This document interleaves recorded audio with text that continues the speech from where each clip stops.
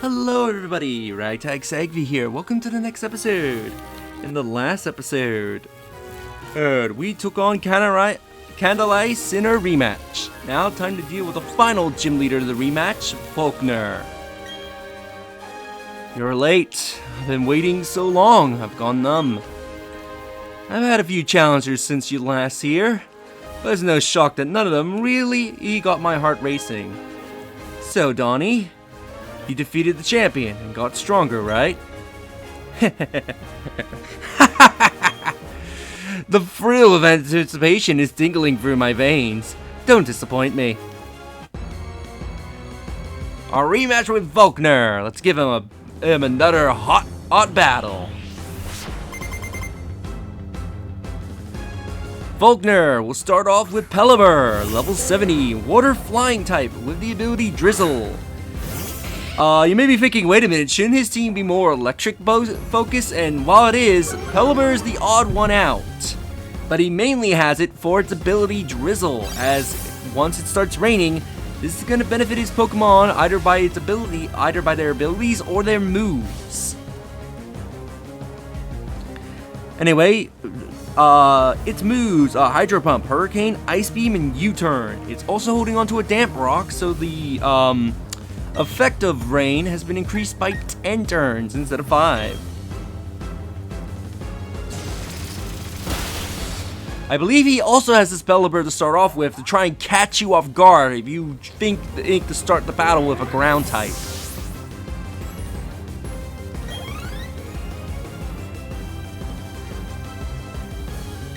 Faulkner is about to send in Raichu. Let's bring in Fuji so we can take away his rain. And Raichu, level 70, pure electric type. With the ability Lightning Rod. Odd, with the moves. So, by the way, with Lightning Rod, if you use electric attacks at all, those attacks get negated and they heal Raichu instead of damaging it. Even moves like, even moves that only paralyze will not work on Raichu. It has the moves Thunder, Surf, Focus Blast, and Volt Switch, so that Surf can be really dangerous if the rain is still up, as that can increase the damage of Surf. Plus you think, oh, I'll switch into a ground type for this Raichu. Guess again, it's going to drown your ground types. And the Thunder is really dangerous because if the rain is still up, then Thunder's accuracy gets increased to 100%. And so you're more likely to get hit by it. It is also holding on to his Choice Scarf, so whatever move it uses, it's locked into.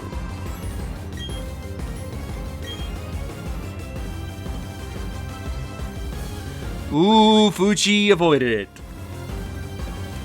I knew the Focus Blast would be dangerous, but I want to get that rain gone on as soon as possible. Lewis grew to level 93.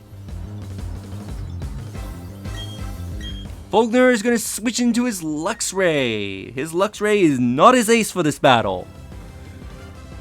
Yeah, I want something a little faster, so let's bring in... Yeah, let's bring in Hideyoshi.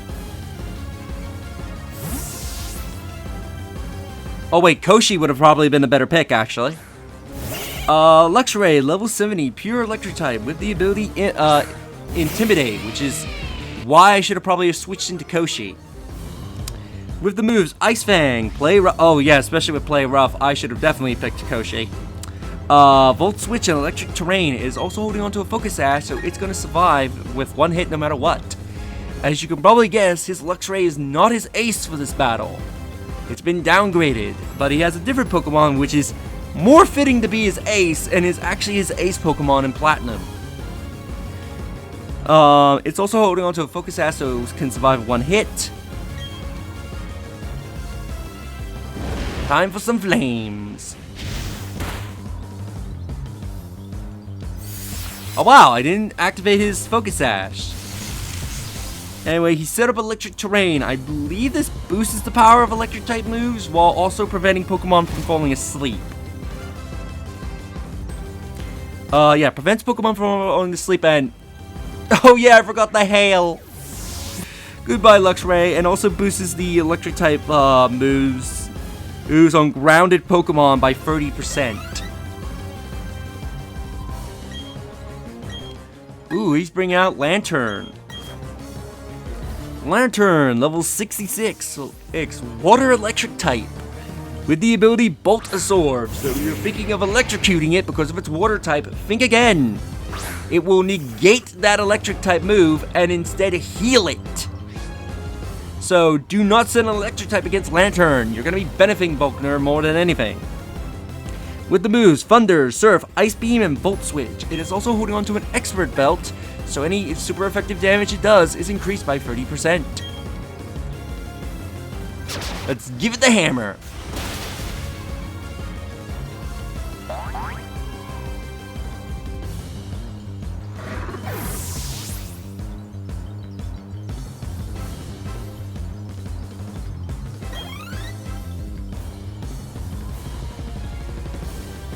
Volkner's gonna be switching into Jolteon.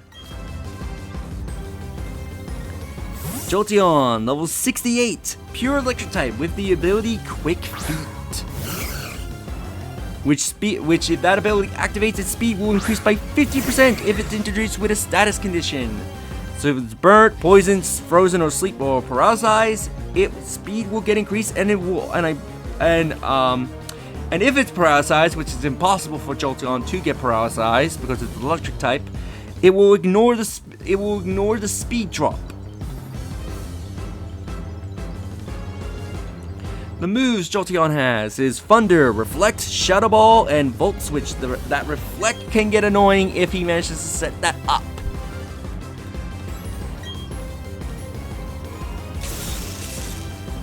Which I'm surprised he didn't go for the Reflect.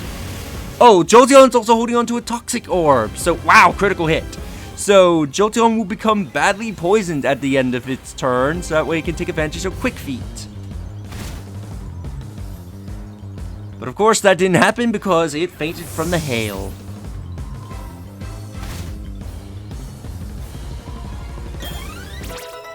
Hideyoshi grew level 93.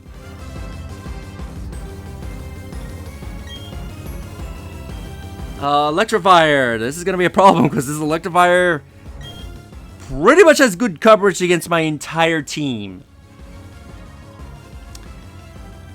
So we might see some fainting.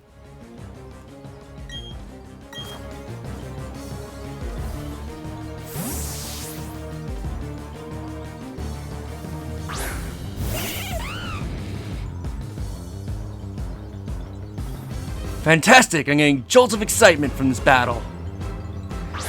Here's his actual ace, Electivire, which is his ace in Platinum. Level 75! A pure electric type with the ability Motor Drive, which boosts the speed if hit by electric type move instead of taking damage. So do not hit it with electric type moves, as you're just going to make this thing faster. And it won't take any damage whatsoever. With the moves Thunder, Flamethrower, Cross Chop, and Earthquake, you can see how this Electivire is not going to be a fun time for me.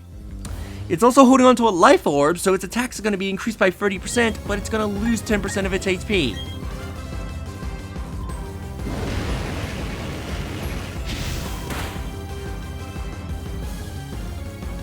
Oh, he went for Thunder? What made him think the Thunder was a good choice? The harder I press, the more fun I have. I'm coming with you with all I got. Like, wouldn't the Earthquake make more sense because super effective damage? Unless, let me see, Electric Terrain boosts the power of electric type moves by 30% if the Pokemon's grounded. Would the Thunder do more damage than the Earthquake, and that's why he went for it? So I'm trying to think of Volkner's reasoning for why he went for Thunder instead of Earthquake. And the only way I can think that he went for the Thunder if the Thunder would have done more damage stacked on with the electric terrain than what the Earthquake would have done. And speaking of which, the electric terrain has gone away. Yep, of course he's using every full restore he has to keep his Electivire alive.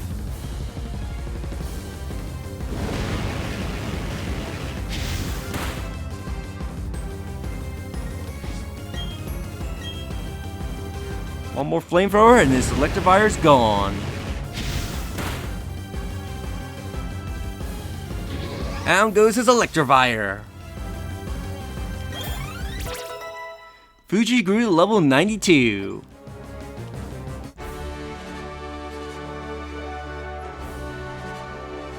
A total loss. I feel so refreshed.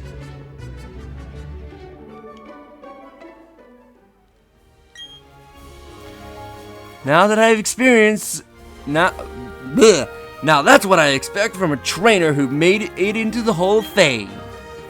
My battles with you are always full of shocking new discoveries. This sticker is charged up with my crackling hot energy.